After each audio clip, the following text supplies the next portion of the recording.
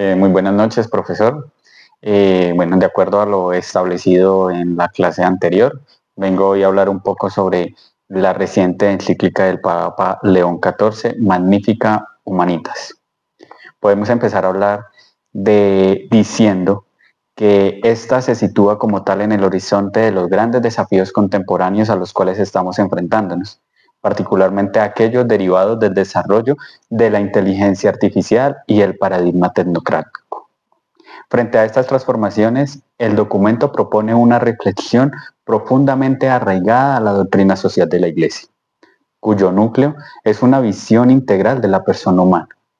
En este contexto, la encíclica no se limita a ofrecer orientaciones éticas, sino articula una sólida fundamentación antropológica que hunde sus raíces en la revelación cristiana, especialmente en una antropología trinitaria y relacional. Uno de los ejes estructurales de la encíclica Magnificat Humanitas es la afirmación de la dignidad de la persona humana, como principio y fin de toda organización social. Esta dignidad, tenemos que tenerlo muy claro, no es otorgada por la sociedad ni depende de las capacidades individuales o los intelectos de la persona, sino que es ya constitutiva del ser humano, en cuanto ha sido creado como imagen de Dios. La encíclica consiste e insiste en que esta dignidad es ontológica, es decir, pertenece a la persona por el simple hecho de existir, independientemente de su productividad, de su utilidad, de sus capacidades o un reconocimiento social. Esta perspectiva resulta particularmente relevante en el contexto de la inteligencia artificial, donde existe el riesgo de reducir al ser humano a un conjunto de datos o a un recurso dentro de sistemas productivos. Frente a esta tendencia, el documento reafirma que la persona es siempre un fin en sí misma y no un medio. De este modo, la doctrina social de la Iglesia se presenta como una defensa radical de la dignidad humana frente a cualquier forma de instrumentalización. El fundamento último de esta dignidad se encuentra en la antropología trinitaria, que propone la encíclica. El ser humano es imagen de Dios trinitario, es decir, de un Dios que es comunión de personas en relación del amor. Esta afirmación tiene profundas implicaciones. La persona humana no puede comprenderse adecuadamente desde una perspectiva individualista, sino que su identidad es más profunda y es relacional. En este sentido, la encíclica retoma una intuición central del Concilio Vaticano II. El ser humano no puede encontrarse plenamente a sí mismo, sino en la entrega sincera de sí. Esto implica la realización humana que no se alcanza en la autosuficiencia ni en la acumulación, sino en la apertura al otro, en la apertura en la comunidad y como don. Esta visión se opone, por tanto, al individualismo moderno, a lo actual, como a ciertas corrientes contemporáneas, como lo es el transhumanismo, que promueve una concepción del ser humano desvinculada totalmente de su dimensión relacional y trascendente. Frente a ello, Magnificat Humanitas propone una antropología que reconoce en la relación el lugar constitutivo de la persona. Le damos más importancia o queremos darle más importancia a esas relaciones, a esa apertura a comunidad, a esa apertura en sociedad. A partir de este fundamento trinitario, la encíclica desarrolla una antropología relacional que tiene consecuencias directas en la comprensión de la vida social.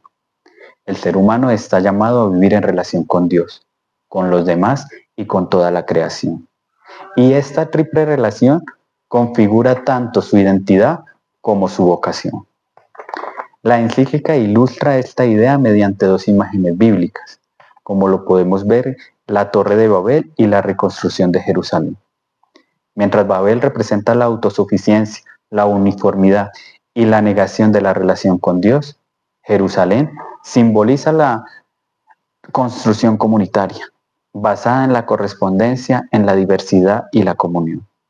Esta contraposición permite comprender que la sociedad auténticamente humana no se construye desde el poder o la imposición, sino desde la cooperación y el reconocimiento mutuo. De este modo, esta antropología relacional se convierte en el criterio fundamental para evaluar las estructuras sociales, económicas y tecnológicas. Desde esta visión de la persona, la encíclica reafirma los principios fundamentales de la doctrina social de la Iglesia: el bien común, el destino universal de los bienes, la subsidiariedad, la solidaridad y la justicia social. Estos principios no son normas externas, sino que emergen directamente de la naturaleza relacional y digna del ser humano.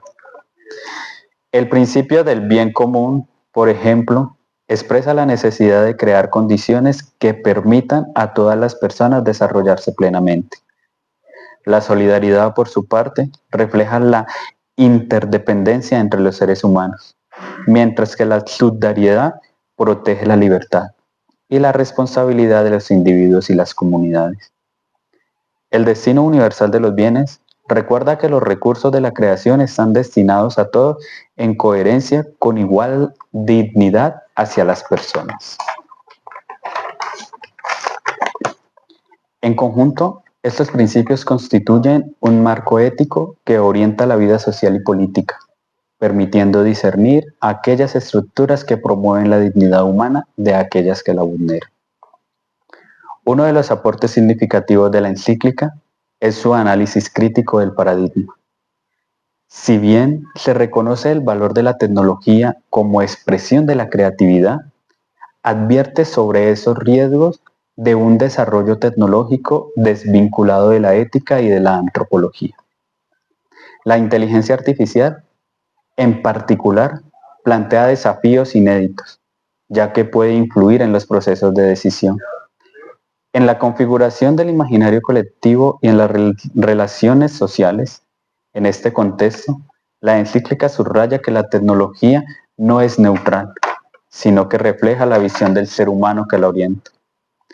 Por ello, la cuestión fundamental no es si se debe aceptar o rechazar la tecnología, sino qué tipo de humanidad se debe construir.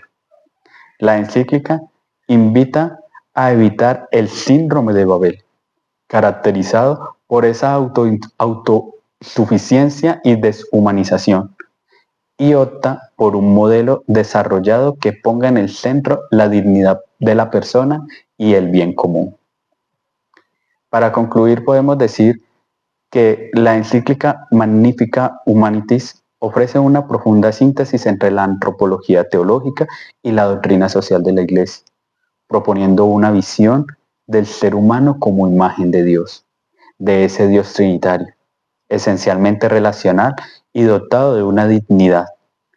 Desde esta base articula los principios de la doctrina social de la Iglesia como criterios propios para discernir y orientar la realidad contemporánea, especialmente en el contexto de la revolución tecnológica. La encíclica recuerda que el futuro de la humanidad no depende exclusivamente del progreso técnico, sino de la comprensión que tengamos de la persona humana. Solo una antropología que reconozca la dignidad, la relacionalidad y la apertura a la trascendencia podrá garantizar un desarrollo verdaderamente humano.